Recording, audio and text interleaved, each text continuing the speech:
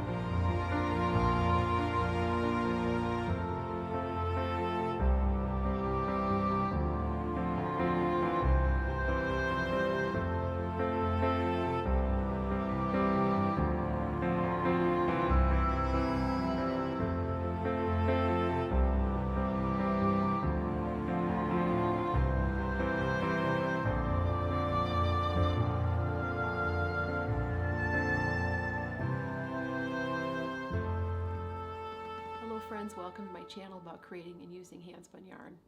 My name is Lisa and I can be found on social media as the Soulful Spinner. I'm most active on Instagram, but I also have a Ravelry group called Soulful Spinning, and we have 30-something people in there. So if you'd like to build our community, I'd love it if you went over there and introduced yourself. I've gotten some great ideas for how we might build the Soulful Spinning community up. And one of my viewers who's been giving me great feedback has come up with a lot of ideas for our Ravelry group. So I'm going to go in there today and create a thread. I think the first thread I'm going to create is one that talks about patterns that are good for handspun. Now I know that there are a lot of resources out there for spinners, and there's Spinner Study on Facebook, there's different groups in Ravelry, but I feel like there's always something new to learn, and when you're looking for information, you don't always want to search old posts. You want current conversations about topics that you're interested in. So if you feel like, moved to do that, I'd love to see you over in the Soulful Spinning Ravelry group. And I'll leave a link for that down below the description box. So welcome. How are you today? Today is Friday, the 8th of May, 2020. And if it wasn't for my teaching job, I would have no idea what day of the week it is. This is a channel about spinning and knitting and life stuff as well. I hope this is a place where I can connect with other makers and possibly inspire and be inspired by you. I have been following some of you on Instagram and Ravelry and am totally blown away by your spinning and your knitting and your weaving, and it's just amazing. Like, I have so much to learn, and I would love to learn from you. So yeah, please do connect with me through Ravelry. You can PM me there. You can also send me an email at soulfulspinning@gmail.com. Okay, so let's get into it today. I'm going to talk about my current finished spin. I finished a spin, and I immediately washed it, finished it, and wound it up. And I created I started a pattern. So I'm going to share that with you first. I'm going to insert some video here of the finished skein and talk a little bit about the pattern.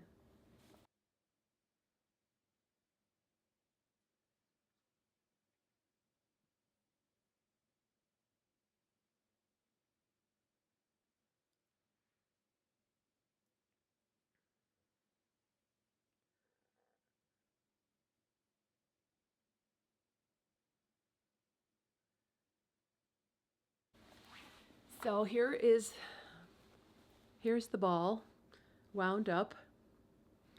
And this is a gradient. This is from Inglenook Fibers. It's a Cheviot Tussa Silk Rami blend. It's 65% Cheviot, 25% Tussa Silk, and 10% Rami. And this was old stash that was sitting in my stash for a long time, and I thought it was about time that I started spinning it and knitting it up. So I started a very simple garter stitch boomerang type shawl. This is a free pattern on Ravelry. It's the Miss by Sue Clark, and the picture on the pattern is kind of dark yarn, and it's a free pattern. But one of the projects on Ravelry is a gradient. I think it's like a crazy ball, one of those German sock yarns that's crazy ball, which has got gradient, and it looked so pretty. So I cast it on. I don't know about you, but I like to make yarn, but I don't always use it. So it's kind of one of my goals is to actually use some of the handspun that I've made. And so this is just a small project that I'm working on. So it's a lot of fun in that it's simple. It is garter stitch, garter stitch, garter stitch. And it's just giving me some practice using my handspun. I have to say I really like it. So Cheviot is a class, a family of sheep that has been primarily used for meat, but they have a very lovely wool as well. And I thought I would talk about one of my favorite resources for breeds today and talk a little bit about Cheviot and my experience with Cheviot with this spin. So my source here is the Fleece and Fiber Source Book, which if you are in the spinning world at all, I'm sure you are aware of this book. This is a well-loved and well-used, well-thumbed copy. If you're interested in sheep breeds, this is one of the best resources that I have found. So the Cheviot, which they look like this, I'll show you a picture from the book. So the Cheviot is a family, and they originally started in the Cheviot Hills in England. And then the story is that they came ashore when a Spanish ship went aground off the English coast in the 14th century. At that time, the Spanish were developing the forebears of merinos, and Spanish sheep were already renowned for their high-quality fine wool. The escaped sheep, so the story goes, quickly established a large population in the rugged southern hill country. So it sounds like they came from Spain and then they went to England, and they are in the North America. They were imported from Scotland in 1838 to New York. So I know you can get Cheviot wool from Canada and from the United States. So they are grown mainly for meat, but they produce a high bulk, resilient, good quality wool. So my experience with this Cheviot, and I have some Cheviot here from, this is Cheviot roving that I think it's a bat right off the drum carders. This I bought at the Fold. The Fold is a spinning shop and fiber mecca in Marengo, Illinois. It's a couple-hour drive for me, and the lady that runs its name is Tony, and you may have met her at fiber festivals. So when I bought one of my wheels from her, she threw this in, this mass of fiber, and this is Cheviot. So Cheviot was one of the first wools that I tried to spin, and it's a great beginner wool. It's medium. It's not super soft. It's very grabby, so it drafts quite well. In the book, they talk about it being chalky versus, lustrous, like some of the long wools have a shine. This is more of a chalky look to it, so a drier look. And I really love it. You're probably familiar with Rachel over at Woolen Spinning. She has done a stunning spin with Cheviot. She made a 3-ply and she's knitting it into this beautiful, beautiful garment. She blows me away by her technical skills. I have a lot to learn, but yeah, she's spinning some Cheviot. So Cheviot, very, very good for beginners, and just an overall lovely spin. So what I found with this wool in my spin is just exactly that. It has a crisp hand, but it's not itchy. Now what Inglenook Fibers did with this wool is she blended 65% Cheviot with 25% Tussah silk, which gave the yarn some luster, and then also some rami, which is a nettle, a fiber from nettles. And it was just a really easy spin. It had been sitting in my stash for quite a while, and it was just super easy. I mean, I didn't have to do really any prep, whatsoever to get it on the wheel. So it got me thinking, I think I'm going to try to do my own blend of Cheviot or a similar medium wool with silk and nettle fiber. I saw that you can buy nettle fiber from the Woolery in bulk. It's very inexpensive. It's similar to linen. It's eco-friendly. It doesn't take a toll on the environment during the processing. And I thought I have a drum card, or what I could do is make my own blend.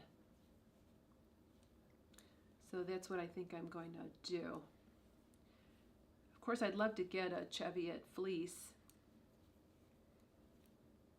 but I'm trying to put myself on a fleece diet. I have too much fiber around here and not enough time to prepare it. And it's kind of silly to keep buying fiber and then not doing anything with it. So I'm just gonna chit-chat a little bit here. So one of the things I was thinking we could do in the group is do a spinner's questionnaire, or maybe on Instagram. You know how Instagram has those this or that, and some of the things I was thinking. Are you more a woolen spinner or a worsted spinner? Are you a technical spinner or a non-technical spinner? Do you use your hand spun? Do you just spin for the joy of it? Do you prefer spindles over wheels? So I came up with a bunch of different questions. Would that be fun to do? The other thing that my viewer Sharon, hi Sharon if you're watching, she suggested that we put in our Ravelry group if we name our wheels. I know some people name their wheels. I do not. I just say the Lendrum or Mayora or whatever. But I think it's cute that, it's your companion and you have to give it a name. What do you think of that idea?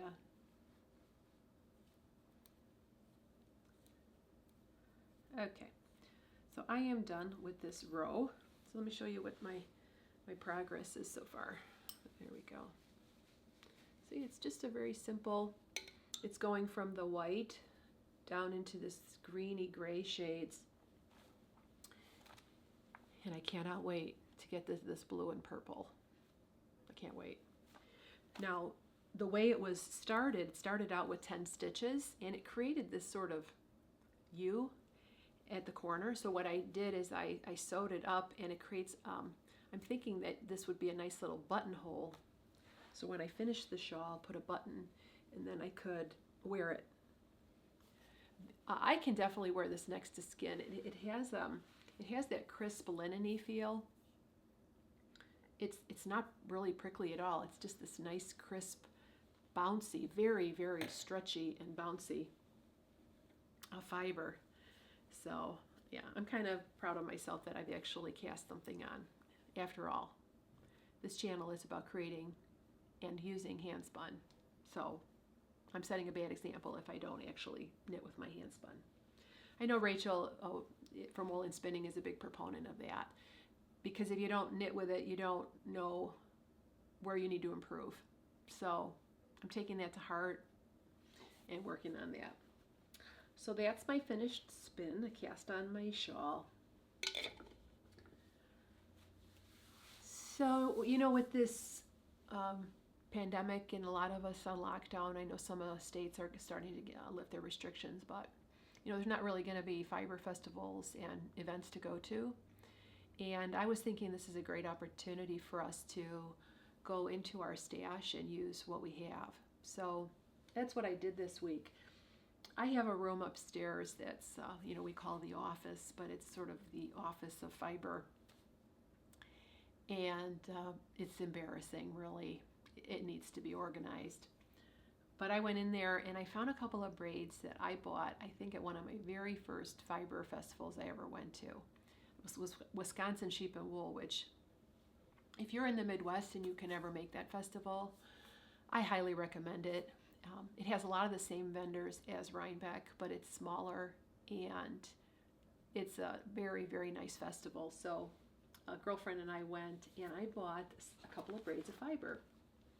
Well, I bought more than a couple of braids, but these were a couple of the braids that I bought.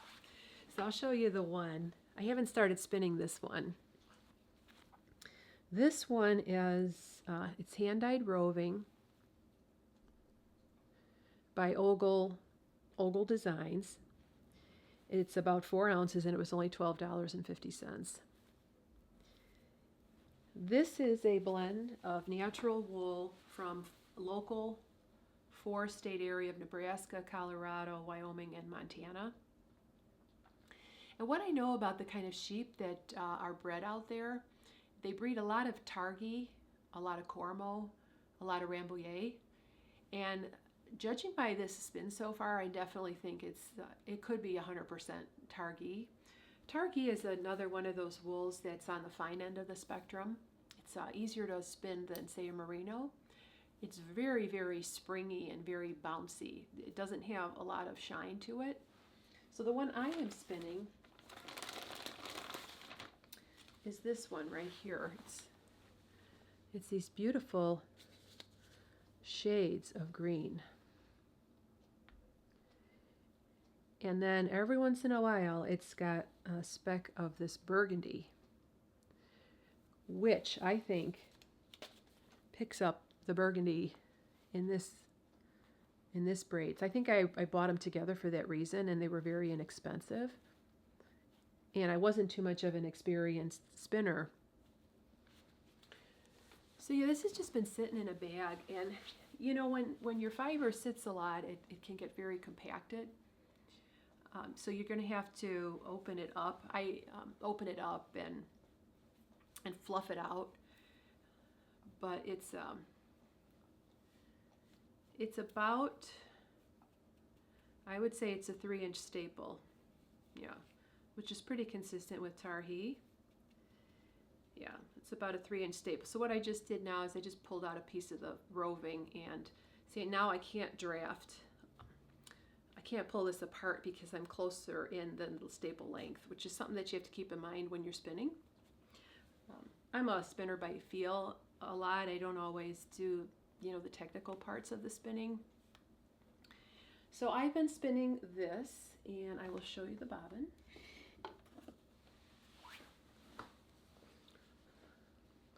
I've been spinning this on my Lendrum Saxony wheel, which I also bought at the Fold. So I had this romantic view. I wanted a Saxony wheel. I had to have one. I was looking and looking, and I was looking at the Shocked Reeves, which is a very nice wheel. But I went up to her shop and I just treadled different wheels, and she had a Lendrum there, which is pre-owned. And it's like a Cadillac of wheels. You know, when you get in,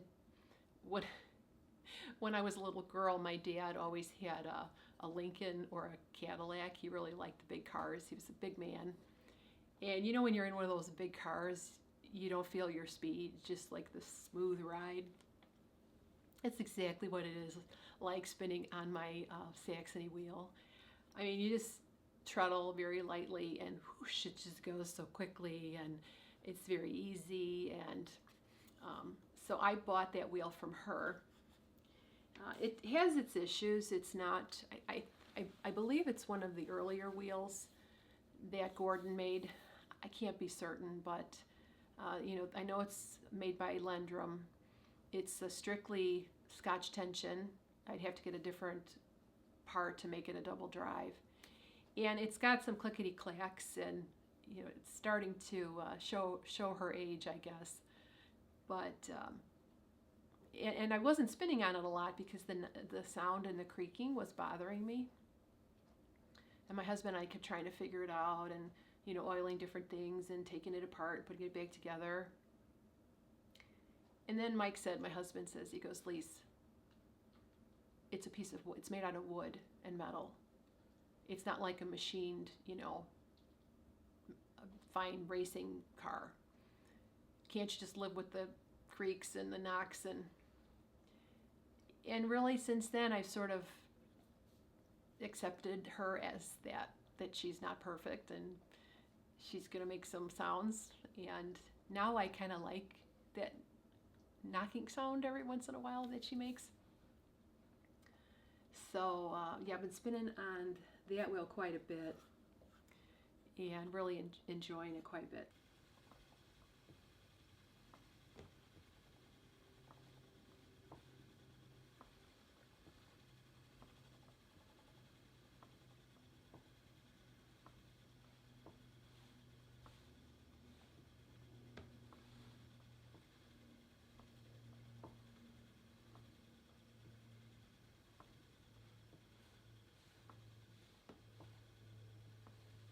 So I separated this braid into approximately 2-ounce bumps, and all I'm doing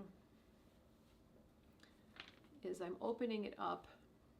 And when you open up a comb top, you'll see these natural, can you see these natural breaks here? You'll see these natural breaks. So what I'm doing is I'm just stripping it down to a manageable length. And then you can kind of separate it again if you want.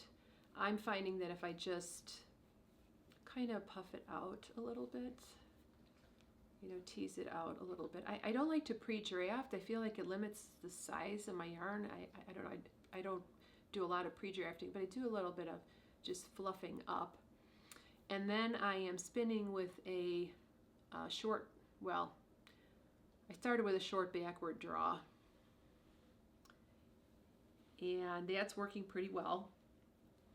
But then I always default to more of a long draw, so now I'm doing a sort of a longer backward draw. It's hard to spin true woolen with comb top because all the fibers are aligned. So if you want to spin it more a woolen style, well, first of all, you could grab your hand cards, and there's nothing to say that you couldn't take a comb top and card it up into Rolex and spin it that way, which I've done. But the other thing you can do is you can take a staple length chunk and then put it over your hand, your finger like this, called spinning over the fold. And so you're creating this tube, and then you spin from the tip, and you get more of a truer woolen yarn. Here, maybe you guys could help me out. So I start like this with my short backward, like this, and then I just end up doing this, like that. I can't help it. Do you have any suggestions for how I might,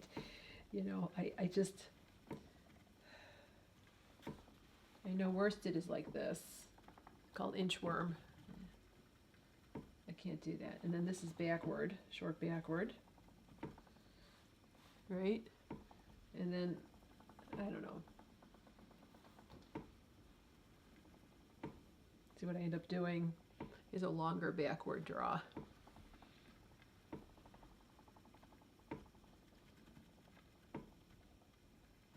Like that. So I'm not consistent, so my yarn is not going to be as consistent as it would be if I stuck with one method of drafting throughout the whole entire spin. So what about you guys? Are you technical spinners, or are you kind of like me, just doing whatever feels good and natural? I guess until I start really making a lot of stuff with my hand spun, I won't know. See, what I'm doing now is I go back to my long draw. I can't help it. See, I'm kind of doing a modified long, backward, short backward. See, building up some twists, and then I know where Rachel puts a string, so she always counts the treadles, and then she always goes out exactly the same amount. And so her yarn is just so consistent. I guess it's just discipline. But I find that when I try to be too technical, I stop enjoying the process. And so, are you the same way, or are you a more technical spinner? See, I'm doing sort of a modified short backward, which just seems more natural to me. There's a lot of information that you can get about woolen versus worsted. I wasn't sure that I should talk about that here. You know, I don't want my channel to be too redundant. But I have two skeins of yarn that illustrate woolen versus worsted beautifully. So with a worsted draw, you start out with fibers that are all aligned, you know, like in comb top. And then you draft out and you smooth down, draft out, smooth down. And it creates this kind of yarn. This is the Shetland that I hand combed. And I spun on a spindle worsted style. And you could see the stitch definition is pretty strong. It's very smooth. It's very dense feeling. Here, I'll wear it as a necklace. This is the same fiber that I spun from carded Rolags, and I have a video on that, so I'll put a link below if you're interested in watching that video. And you can see the fuzzy nature of this woolen yarn when you compare it to this. I don't know if the camera's picking this up, but this is your woolen and this is worsted.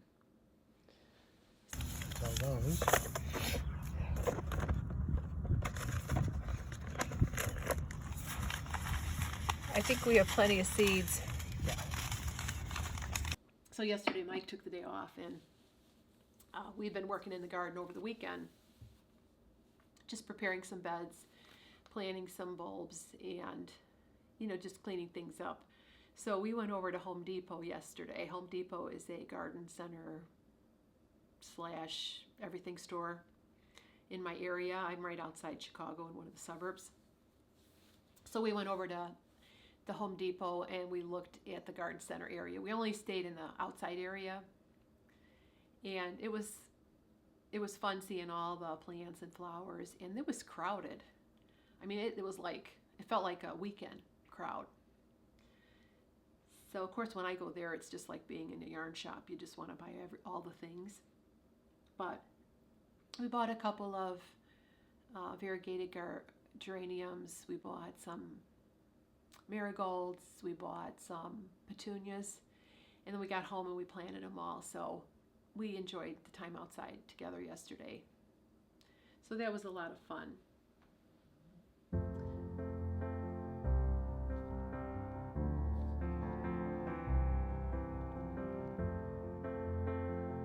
This is me and my little boy 16 years ago up in the North Woods. Here's another picture.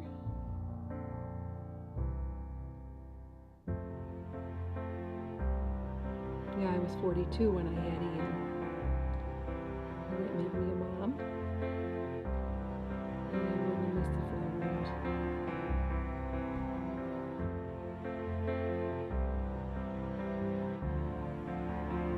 There's my sister in the white jacket, and then my mother. there. And there I am in the blue coat. So this week, this Sunday in the States, we are going to have Mother's Day, which is on Sunday.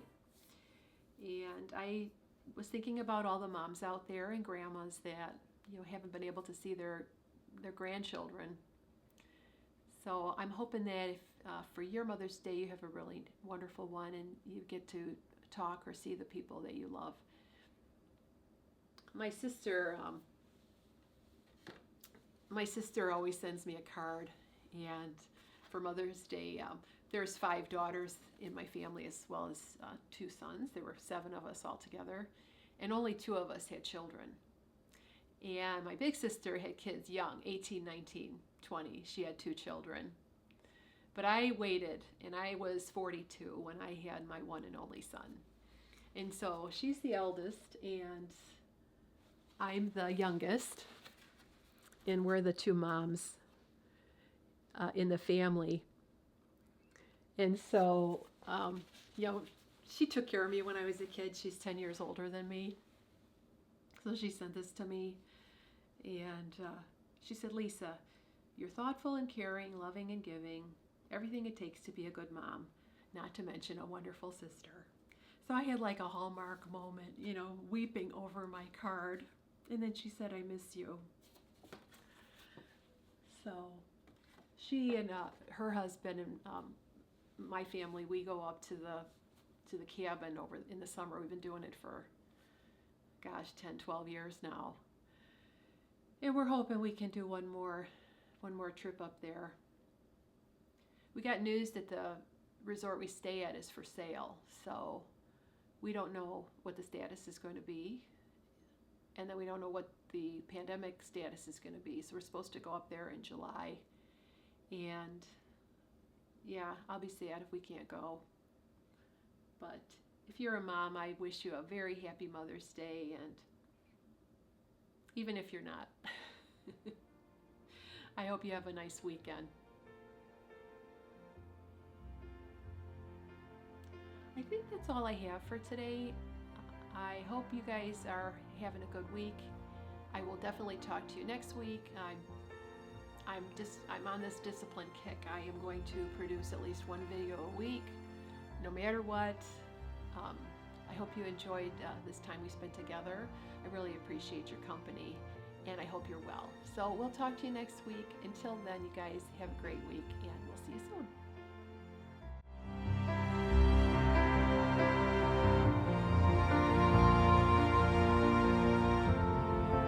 What do you think? Do you think it's pretty? I think it's pretty.